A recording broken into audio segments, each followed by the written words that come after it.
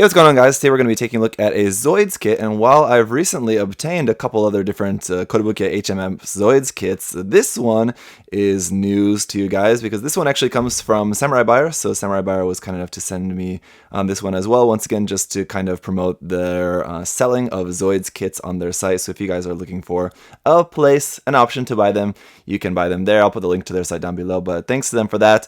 This is a really cool kit, and this has been one of the few in the HMM series that I've been wanting to get.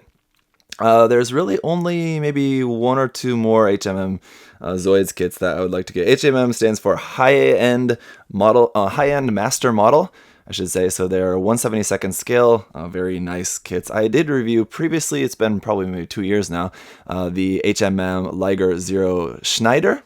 And that was a pretty cool kit, if you guys remember that review. If not, you can go back and watch that. Anyway, we'll be reviewing this one. I assume it's going to be very similar. Obviously, it has the same Liger Zero frame in there, and then it's just different armaments on the outside. So it should be pretty cool. So as always, some cool box art here on the front. I believe that would be the lightning sights, maybe, right? Here on the side, you can see just the name there, Zoids, a nice action pose here, shot of the actual model kit. On the opposite side, it's just kind of the same box art here. Once again, this is number 30 in the HMM line. Here on the top of the box, looks like it's going over a bunch of gimmicks and finer details of the kit. Here you can see the head, kind of cockpit hatch opens up, and there's just kind of a profile shot of what the model looks like, all painted up and everything, and then just some more gimmicks about the armaments on the back, the kind of like big engine things. I don't really know exactly what those are called, so sorry about that, I'll have to check. But yeah, just kind of different points of articulation with the different fins, wings open up like that. I believe this was the kind of like really high speed version of the Liger, right? On the other side, we can see just a bunch of information here, all in Japanese, unfortunately, but then some really, really nice illustrations here of the Liger Zero frame, and then with the Jaeger equipment equipped onto it. Anyway, so the list price for this kit is 7,000 yen. It's pricey, it's around $70, but for a Kotobukiya kit of this size, that's pretty standard. It's a pretty big box and pretty big kit here. So inside, I don't think that this kit will have any water slides in there. Maybe a couple of parts with some pre-painting on it, but not really too much in the way of markings for these kits. But we have a whole bunch of black part. The frame is basically all in black, and you kind of go through building all of that. And then we have some dark blue parts and lighter blue parts there for some of the armaments. So let's just get through this. We do have some gold parts here. Of course, we got to have the typical Zoids red joint caps. A couple of interesting points here. Looks like we do have a pre-painted part, and it's our pilot figure. Comes all pre-painted. That's pretty convenient. I don't remember if it was like that for the Schneider as well. I'll have to get out that kit and refresh my memory. But it looks like we do have a couple of water slides here. Not much, but just these two water slides. And now that I think about it, I believe that maybe the Schneider did also come with these same or very similar decals as well. But anyway, just really cool, just Zero logo there. I like that quite a bit. If I don't end up using that for this kit, that would, I mean, you could use that for like pretty much anything. It just says Zero on it. It looks pretty cool.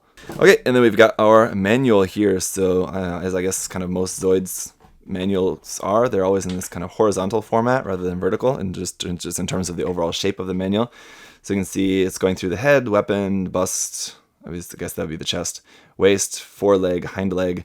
I guess that's kind of just breaking down the parts of it. On the back here, just a sample image, what the kit looks like. I believe that looks like the kit without any paint, I would imagine. And then just a whole bunch of detail images of that. Furthermore, opening up to the first page here, there's just a whole bunch of information all here in Japanese.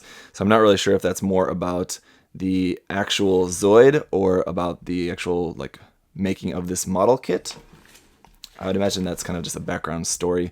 Here's just kind of breaking down the different parts of the Zoid. So that's, again, mostly all in katakana. So if you can read katakana, you can read that, but there's some kanji in there too. There's some really cool illustrations here. Illustration of the head and on the fins there, some really nice line art. Some line art here of the torso and some kind of parts for that, like kind of the main body, so to say. And then we get into the parts list. So there's a whole bunch of parts, obviously, as you can see. We have a lot of runners for this kit, and then it's just on with the construction. So it's just going through, as it says there, head, bust, waist, forearm, foreleg, hind leg, and then kind of onto the rest, doing the final assembly, and then going on and adding all the extra armor bits and everything. So you build up, again, like I said, the whole frame first, and then just kind of arm it up. Okay, then here in the back we do have some more nice line art illustrations here of the legs. So some really cool artwork for that. Some more artwork here for the backpack parts. And then our color guide. So we've got our color guide there, once again, all in Japanese, but if you can read katakana, you can sort that out or just use a phone translator app. Some more colors here, which I'm not sure what really is the difference with that. As far as I can tell, the colors look the same, but maybe that's just giving you like how everything's supposed to look on the outside, and then here you can see how everything's supposed to look painted on the inner parts on the frame too, I guess, but don't really know why they had to give you this twice.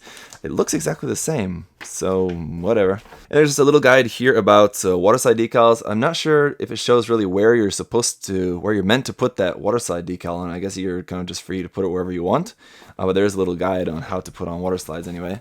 Okay, so let's get into all the runners and everything. There are no stickers with the kit other than just the 2 water slides, which you already saw. There are some polycaps though here, 1, 2 polycap runners of PC2, and then 1 polycap runner here of PC1. These are all in black. And then once again, here is those small parts. We have our pre-painted pilot figure there. Bit Cloud, I want to say, if I remember correctly, was his name. The Zoid core, the little marble-looking thing there. The Z runner, which is a very tiny little green part there, and then the N runner, which is the clear orange part, obviously for the eyes. Okay, then moving on, we have here runner A. For some reason, the little top part, the A marking, broke off of my runner, so that was just off in the runner bag, but there we go. Runner A here, as with the first few runners, is all just black parts for the inner frame of the Liger. So that's continuing on here with runner B. The marking there at the top of the runner just says 1/72 scale Liger Zero. So this would be the same frame used for all the different versions of the Liger Zero. Runner C with just some more of the frame parts, and as you can see, so even on the inner frame here, which is going to mostly get covered up for the most part, but it's really nicely detailed. So that was one thing that I definitely remember with the Liger Zero Schneider as well.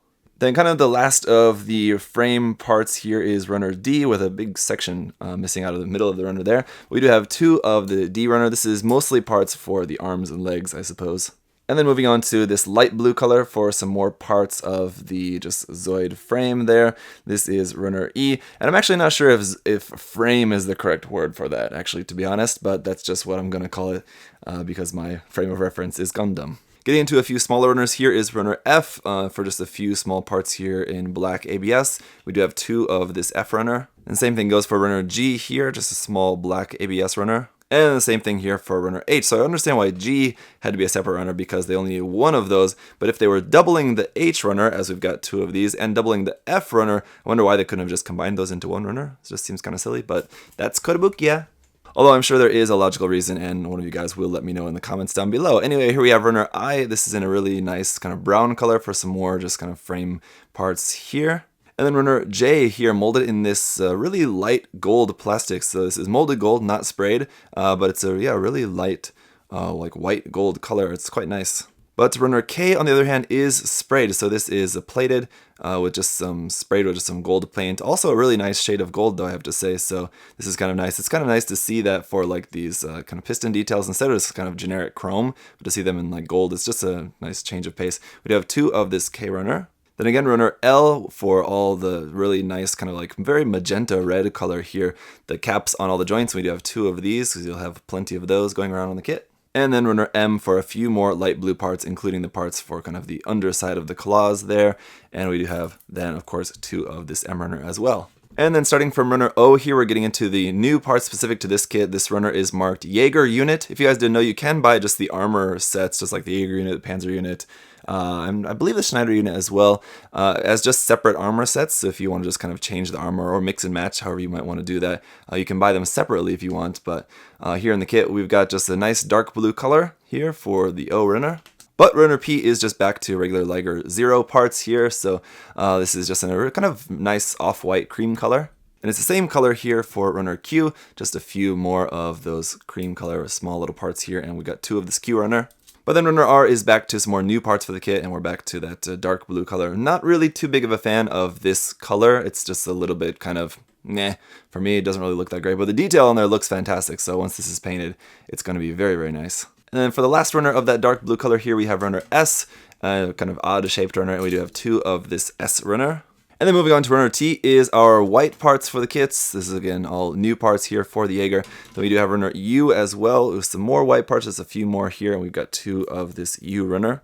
And then runner V is some more new parts for the kit here. This is in a new color. It's a very interesting kind of brown, gray, metallic gunmetal sort of color, kind of similar to what Bandai uses for their inner frame. This one definitely is a little bit more metallic than that, though. I think it looks quite nice, though. And then in that same color here, we've got runner W with just a few more kind of very nicely detailed and really sharp pointed parts on here. And then 2 of the W runner. And just to round out the alphabet, we've got a few more here. These are just in that same color. ABS plastic parts here. This is runner X. And then we've got runner Y for just some more nice detailed parts there. And then 2 of the Y runner. And then as we saw earlier, the Z runner was just that tiny little clear green one. And that's it. So there you go. As you can see, there's quite a lot of stuff in there. We have some gold plated parts, some gold molded parts. We have some very nice pre-painting there on that pilot figure. I know a lot of people don't like painting the really tiny details of those pilot figures, so to have that already done for you, while I think you could do it better yourself. You could always strip that and repaint it if you really wanted to, but it's nice that that's done there. So in usual Kotobukiya fashion, the detail looks fantastic. Part separation and all of that.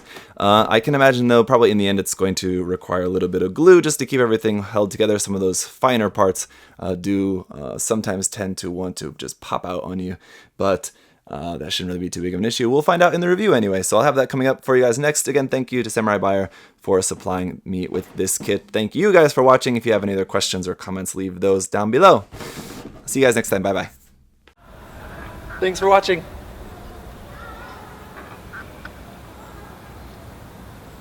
See you next time.